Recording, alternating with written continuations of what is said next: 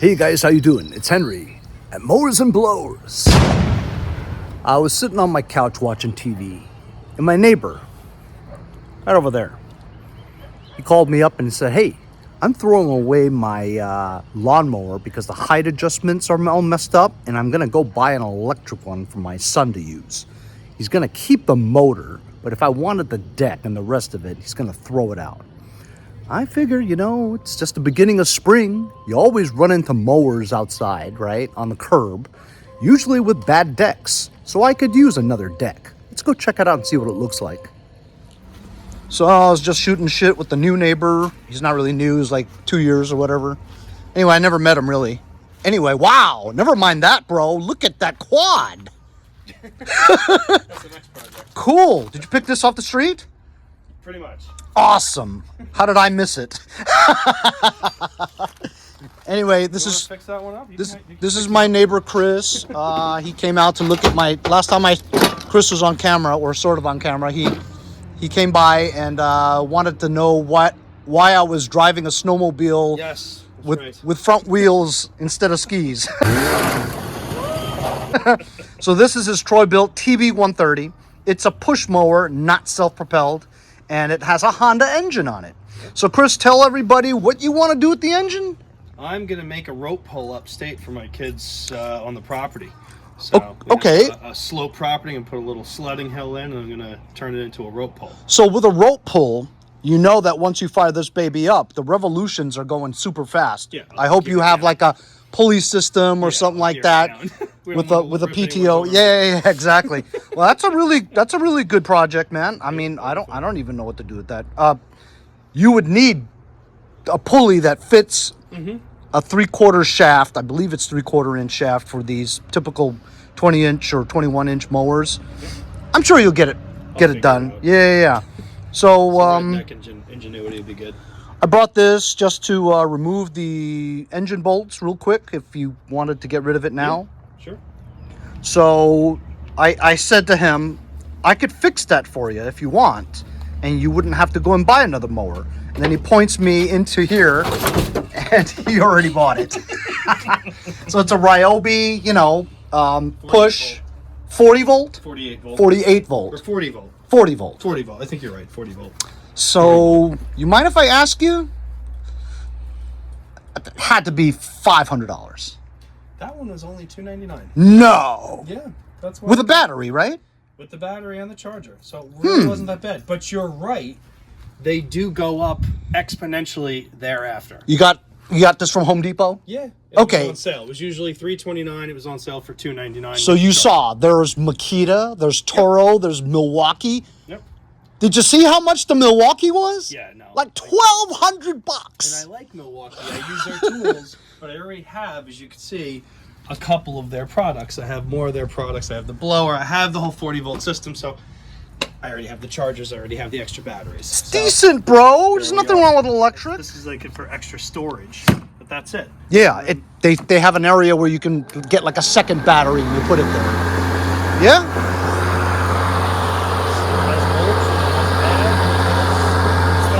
Yeah? For this property. For the price too. But anything bigger, I wouldn't.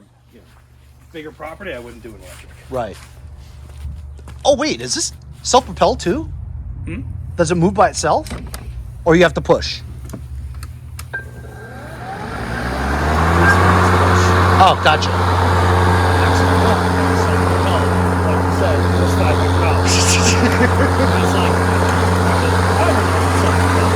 All right.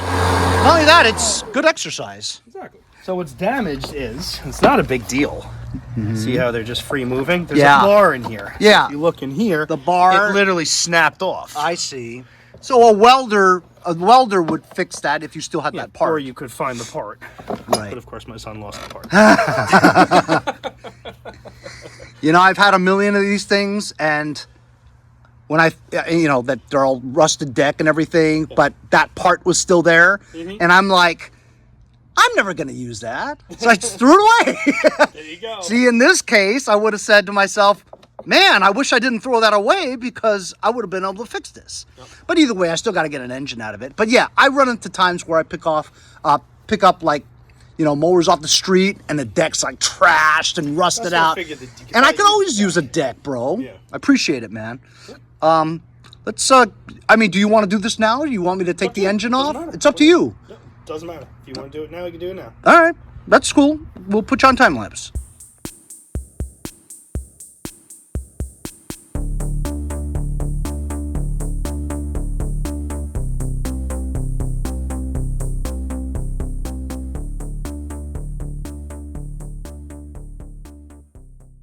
So this is Chris's Lance camper on a 8-foot bed on his Dodge Ram. Lance 850, if you wanted to know the model. And he's showing me what... Go for it. Walk on in. Yeah? Yeah, go for it. Look at that. Wow, cool.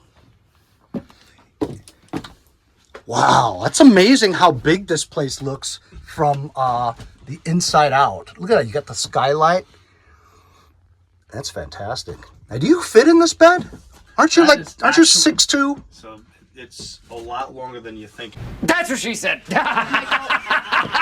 It's actually a residential queen size bed. Is that right? Full queen. So your foot sticks out to here? I'm not that tall.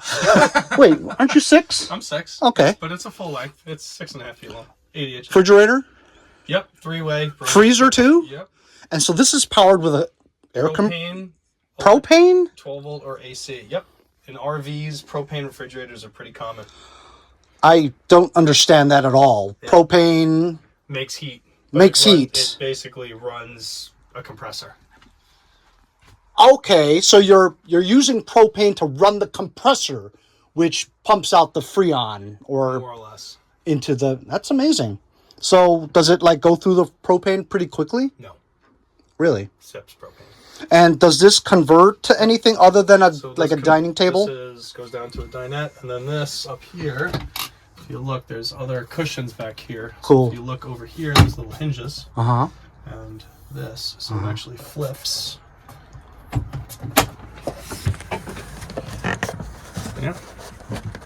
Pull out. There you go. And down. Oh, wow. There's a little piece of wood that goes here, and then this folds out, and it's a bed. So my daughter sleeps up there, my son sleeps up here, and I sleep there. Awesome. So sleeps 4. Sleeps 4. But if your kids were any bigger than that, it wouldn't be good. It would be a problem. Amazing. That is very cool. And then potable water, you have like a, I don't know, like a barrel somewhere filled with water. There's water tanks. There's a freshwater tank, a gray tank. So and then this tells you your battery level, how much fresh water you have. I'm 3/4 full right now, almost full. Black, empty, gray, empty. And so there's a motor. There's a motor that pumps the water. Yep. Wow. Okay. So this is water heat. You'll hear a click. Oh, I heard it. Very cool. And that will heat. How about it? Just off camera before, I was asking him about, like, for instance, the dishwashing water, the shower water, the poo and the pee. I mean, look, I can understand about the poo and the pee, right? That you got to dump that like in the septic or something like that, or dispose of it properly. But he told me that with like spent dishwashing water, or like if you took a shower water and all that, washing your hands, that excess water, couldn't you just dump that like on the street or in the park, whatever? Some places say it's illegal. Some counties say it's illegal. Campgrounds do not want it. It smells a lot more than you'd think. I'm really surprised at that. I mean, that sucks. Yeah, well, our controllers, if you go down here, I made a new cover here. Oh, wow. We use this for extra. So wait, you have solar panels on top of this thing? There's a solar panel on there. Okay, cool. And here, I'm putting another lithium in here. But this is kind of the brain center. Sorry. Here, let me get behind you. And that's what that looks like. So this is a Bluetooth digital shunt, does all the battery monitoring. This is a DC to DC controller because I have a wet cell battery on the truck and I have lithium batteries here, so you need to convert because they're different voltage levels. So this is a DC to DC Orion Victron Energy converter. This is the standard RV system. I upgraded the charger to a new model that actually works with lithiums for this designed distribution center. So is that only one battery there? There's one battery there now. The second one is actually right behind you. I'm going to be putting that in. So that'll bring me to 200 amp hours lithium, which is way better because 100 amp hour wet cell, if we're just talking theoretically, usually they're a little less, is really only good till about 50% of discharge. So 100 amp battery is really only about a 50 amp hour battery. So I had 2 wet cells and you're at about 100 amp hours. A lithium battery can be brought down to pretty much 0. So you're almost getting a true 100 amp hours out of a lithium, and adding a second lithium gives me double the capacity. Now, when you say lithium, I've been testing lithium ion phosphate batteries, which is LiFePO 4 ones. Yep, that's what these are. Oh, they are? Yep. They're super expensive. I found a company that hasn't been as expensive. I'll show it to you. You can take a picture. No, I've got a couple. I've got a couple of 100 amp ones in my truck. I use them for my winch. That's powered by solar panels on my roof rack. And I'm getting another one in a review soon, actually. So this one. Oh, that's cool. Yeah. Oh, that's cool. That's the one I have. I mean, it looks like it, you know? Yeah. Lithium ion phosphate. Much more stable, very lightweight as compared to a regular battery. This one's so much less expensive than, you know, Battle-Born batteries. All those guys, they're great products, but they're super expensive. And Well, I'm sure there's a difference. I mean, But didn't for this? my uses, I haven't seen it yet. But didn't this cost at least $200? Yeah, it was like $180. Yeah. It's about that. But a 100 amp hour Battle-Born is like 800. It's ridiculous. There's a big difference. Not to mention, did you know that you could use this for like 10 years at least? Exactly. And you can recharge that over 5,000 charges. I think it's even more than that. Yeah. No, I mean, it's at least 5,000, it's you know? crazy. It's crazy. We've been having a lot of fun with it. Yeah, that's really cool. Hey, is your truck a diesel? No, it is not. I opted to not get a diesel this time around. Oh. Had a diesel. Because people with 8-foot beds usually are diesels. Yeah, this is a 6.4 Hemi, so I go up to the Adirondacks a lot, and I've had issues with diesels when it gets down to -20, which is very, very cold, but gas doesn't. Yeah, but that's what glow plugs are for. Yeah, no, I've had issues where the diesel was like, yeah, no. A lot of people have problems with their glow plugs. Well, Chris, thanks a lot for showing us around. Love your setup, man, and I'm sure my viewers are interested in this stuff too because, hey, if I'm interested in it, then you should be interested in it.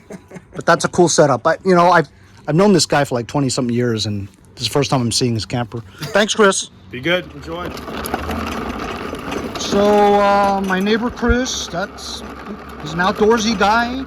I mean, I want to say I'm an outdoorsy guy too, but, you know, not to a point where I have a camper and stuff. I mean, I kind of like camping, but not very often. Maybe once every 5 years.